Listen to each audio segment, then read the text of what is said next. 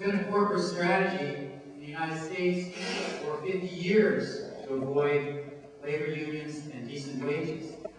First, I worked in New England. I represented manufacturing workers.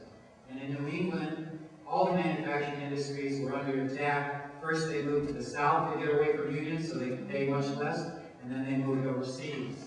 And we let those corporations move to the South. We gave them corporate tax rates to move to the South, and when they wanted cheaper wages, now we're giving them subsidies to move those jobs overseas. And the difference today is that those corporations don't have any loyalty to American workers.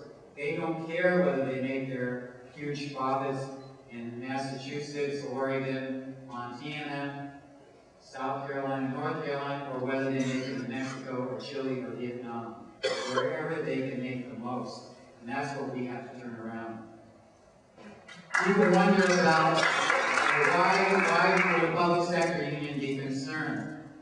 And our concern is based on what we see. And I'm going to go over the technical aspects, but I'll just give you one example. In Tom Friedman's book, he's one of the biggest supporters of free trade. He talks about small hospitals in this country that don't have doctors on evening shift or night shift. They do take an x-ray, they email the x-ray results to India, and a doctor in India calls back and gives the diagnosis. So there doesn't have to be a doctor on call in the United States that they're having to pay. That's a pretty drastic example. My members attack x-ray technicians and other types of professional and technical positions in our hospitals that are under attack by these kind of free trade agreements. That's just the tip of the iceberg for the public sector, because I know there's a brother here from the service employees at the National Union too. Our members in the public sector, we move a lot of paper, we do a lot of essential services, but a lot of that can be done somewhere else for a much cheaper price. And these trade agreements require that competition. One of the facts covered by the WTO is the General Agreement on Trade Services, or GATS. The U.S. and 145 countries are party to it. GATS prohibits countries from blocking access to foreign service providers. It also says that governments must treat all service providers equally, so we have to allow service providers from other countries to compete for our work. It sounds pretty innocuous, but there's a couple examples that show the dramatic impact. First, on market access. The United States recently lost a case in the WTO brought by the island nation of Antigua. And under GATS, the U.S. were obligated to provide market access to foreign companies providing entertainment services. Antigua is the home base for a lot of internet businesses. One of them, first and foremost, is internet gambling. And a couple years ago, our government banned internet gambling. But that ban is a violation of WTO obligations. So the WTO said that Antigua was right with their lawsuit against us.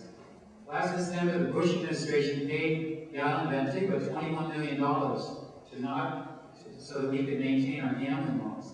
And then a bunch of other countries said, well, what about us? We're also losing out on that internet gambling. So the Bush administration, they negotiated secret deals compensating European Union, Japan, and other countries so that they don't sue us under the WTO. And it's even worse. They said the exact details of those compensation packages. They don't have to release those to the public because it's national security. That's ridiculous. And you can imagine other sorts of service bans, public regulations, and zoning laws being a violation of GATS. It's a major 37 on steroids. Worse is that GATS required the governments treat all service providers equally. The danger is that our government already favors all sorts of service providers. We normally provide public services, but the government that we've been under for 8 years, they want all the services privatized. They don't care whether it's a multinational corporation here operating under a foreign name in a different country that gets the work. They just want to get the work done cheaper. So the threat under these trade agreements is we couldn't block any of the privatization of public services. It's a big concern to public employees because, we've seen what's happened in the private sector, and I don't believe we can have a healthy economy We don't have manufacturing jobs. I grew up in Oregon. My father was a paper mill worker and a lumber mill worker. I represented manufacturing workers in New England just like the freight line workers. We can't have a healthy public sector if we don't have a healthy private sector. If gas is expanded as the Bush administration has wanted, McCain wants to expand it, we're going to see more movement of our public sector jobs. We've already seen, we understand what's happened with the private sector, but our jobs in the public sector, our average member makes $42,000 a year. That's a decent paying job. It's not great, but it's a decent paying job in this state, and those are under attack. The free traders say, well, don't worry about that. We're going to retrain all the American workers. We're going to find new jobs. You know, don't worry about the timber jobs that we lost. Don't worry about freight line. We're going to get you some great new jobs.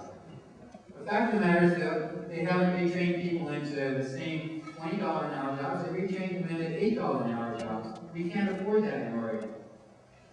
There's an economist named Alan Blinder. He's a former vice chairman of the Federal Reserve. Well, as a former NAFTA and WTO supporter. He did a study. It says as many as 42 million American service sector jobs are vulnerable to offshoring. Those are our jobs, the $42,000 a year jobs. He set this up so you can plug in the kind of jobs and where they're at and figure out in your own state how many jobs are under attack.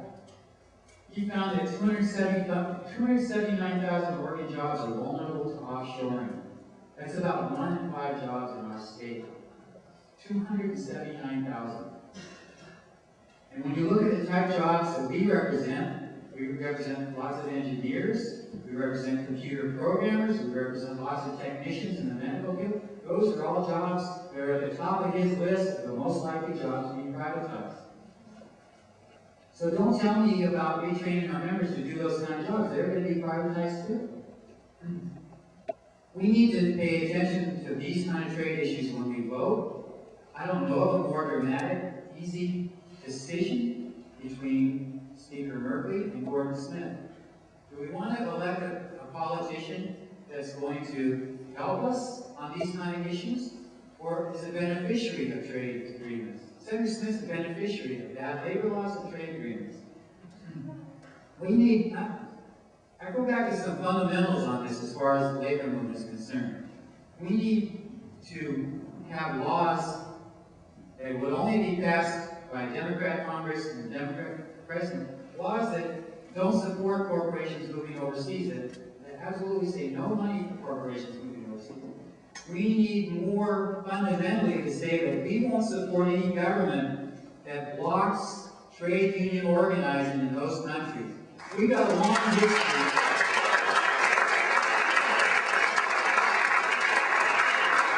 We've got a long history of presidents in this country that have sent troops to the Dominican Republic, troops to El Salvador, troops to Chile, and troops to other countries to reinforce those countries blocking trade unionists, to reinforce those countries killing trade unionists that want to organize for basic rights. We can't afford to elect politicians like that. So when you're making out your ballot, think about these trade issues in terms of our future.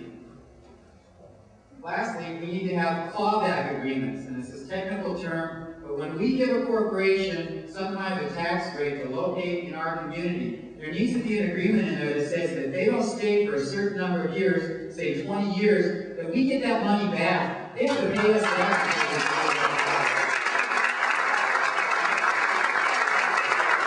We don't want to get those kinds of political movement from people like Speaker Merkley. And I'm glad he's here tonight. I'm waiting to hear from him.